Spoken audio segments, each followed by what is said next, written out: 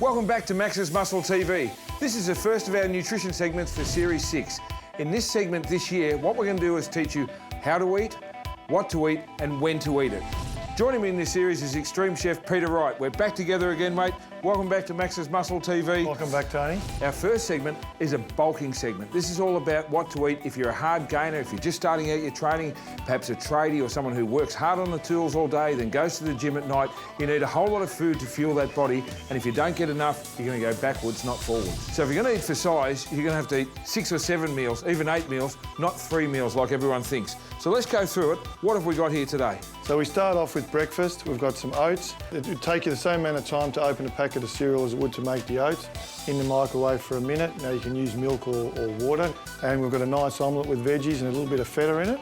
And the omelette again, just whisking up a couple of eggs and frying that off in a pan, again, 2 or 3 minutes. 2 or 3 minutes. Breakfast done. What we're trying to do here is to get carbohydrates and protein, have a meal to set you up for the whole day. So that's breakfast done, and it's a good nutrition breakfast. So second meal of the day. What we've got here is just a bit of a snack. And what we've tried to say is that if we tell you on Max's Muscle TV to eat 6 or 7 meals a day, we're not saying cook 6 or 7 times a day because it's too hard, it's inconvenient, and it makes your life difficult. The good thing about the protein shakes is they are a meal.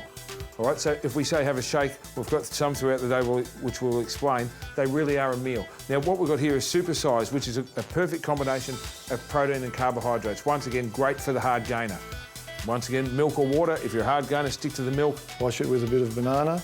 Yeah, and if you've got a blender handy, throw the banana in and it comes up like a beautiful thick shake and you can't go wrong, or just eat the banana as part of your snack. And next we've done here a nice stir fry. So lunchtime, mid-afternoon, a nice bit of protein, some steak, some rice plus some veggies. Pretty simple. And what we're trying to do there is to say you need to eat every 2.5 or 3 hours. Be eating constantly. So what we're trying to say with this bulking show is to have something to eat every 2 or 3 hours. So rather than call it breakfast, lunch and dinner, we'll call it meal 1, meal 2, meal 3 and meal 4. For example, if you get up early, 6 or 7 o'clock, you'd have your breakfast. Maybe 9 o'clock, 10 o'clock, you'd have your protein shake and your banana. So about 11, 12, if you get the early lunch break, have that one.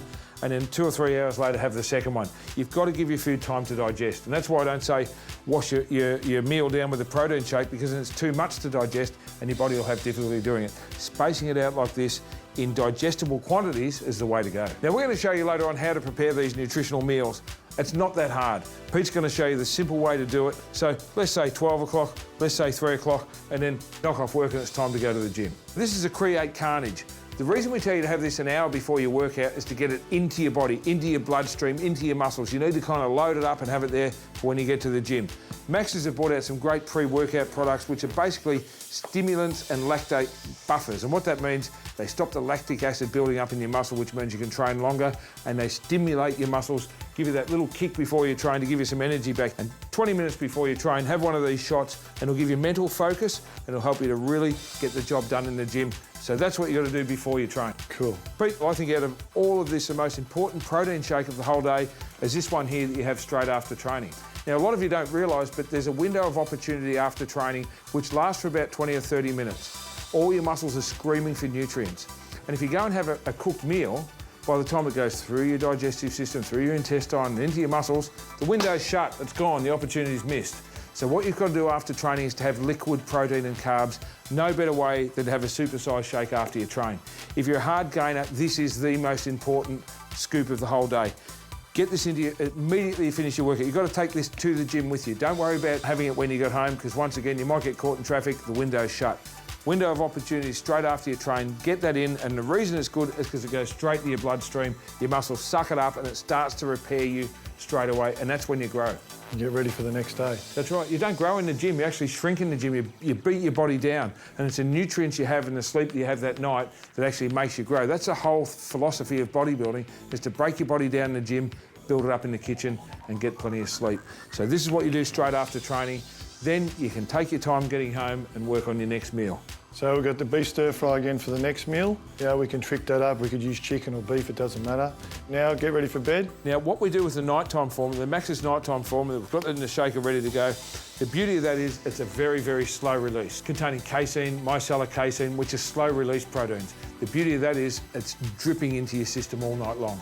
So it's not just like a quick acting protein with your carbs that you have after training. This is one you want slow release. So while you're sleeping and while your body's healing, you're getting protein the whole time. Otherwise, I'd have to say, get up in the middle of the night and have something else to eat. So this takes care of that. Now, have this very last thing, right before you do your teeth, get that down, brush your teeth, and get a good night's sleep. Good night's sleep. So Tony, 7 meals a day, there's a lot of food here. What if you're not putting on weight? Like what if it's hard for you even with all that food? Good question, Pete. And to the viewers that are having trouble putting on weight with this much food, it just means it's not enough. You've got to increase it. But I don't think an extra meal's going to work. I think extra quantities at each meal. So an extra egg, extra scoop of that, an extra scoop of protein, a bit more rice, a bit more steak.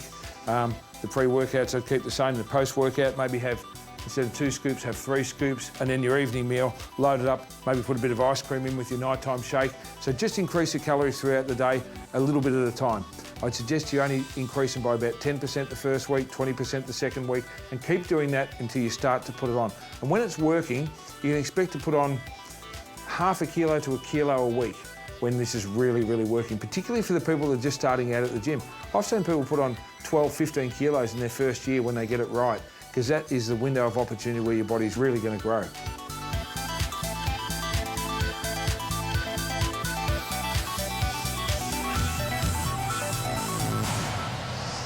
Well, Pete, we've got a whole lot of stuff here. Show us what we're going to do today and how you prepare that lovely stir fry. OK, Tony. Well, first we'll start off with the meat, the most important part, the protein. Now, we've got a range of different meats there. We've got some rump steak, some sirloin steak, some kangaroo pork and chicken. And they're all good because there's no fat. There's a little bit on the rump, which we'll talk about, but there's no real visible fat. We've chosen lean cuts, so they're all good. There is no better one for putting on muscle. But for bulking, I think your beef is the best because it does have some fats, which you need.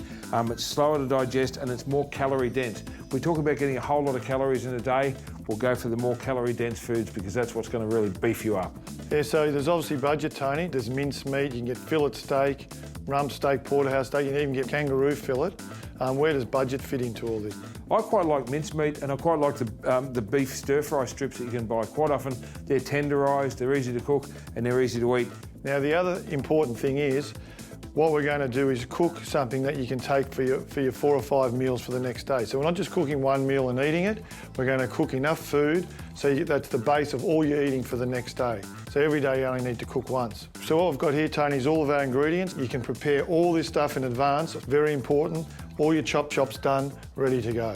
Okay, so we'll get to some cooking. What we've got here, Tony, we've got some nice carrots, beans, snow peas, broccoli and capsicum. You can use green or red capsicums, some green fresh herbs, and that's going to give you some really good flavour.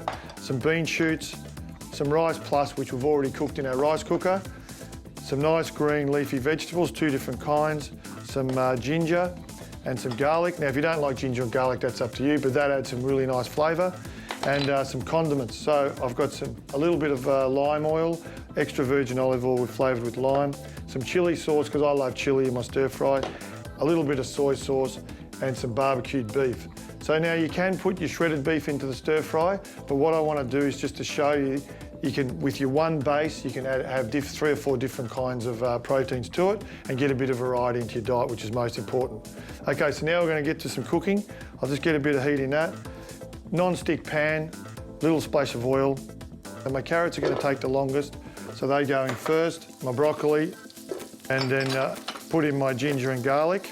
Once you get the hard vegetables cooking, they start to get a little bit soft. Everything else is soft, the snow peas, the beans, the capsicums. So I can just put all my green veggies in, but you can hear that cooking nicely. It's starting to smell okay. It's starting to smell real good, Pete. Now, the thing I like about this, most of you are cooking at home, you just need a hot plate and a non-stick pan. It's as simple as that. Well, that's right. We've just got a camping stove here, but I love the sound of it. I can start to smell it. I'll throw in my leafy vegetables next. I'll just give those a bit of a tear up. They've got pak choy and bok choy. They have a good bit of moisture in and also a good bit of fibre. So I'm going to serve this with a nice porterhouse steak. I could put the stir-fried beef through it, but today my preference is porterhouse. I could even use kangaroo, which is very, very lean.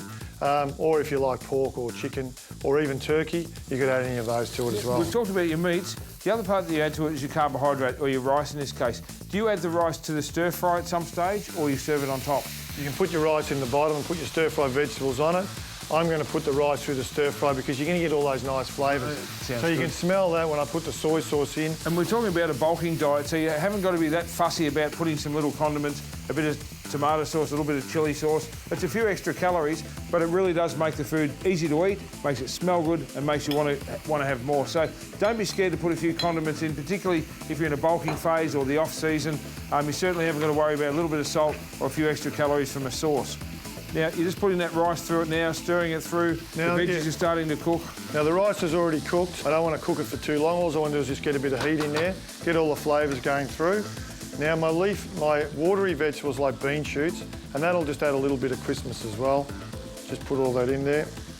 Now, I love chilli, so I'm just going to put a little bit of chilli in there and just stir that in. And we're just about done.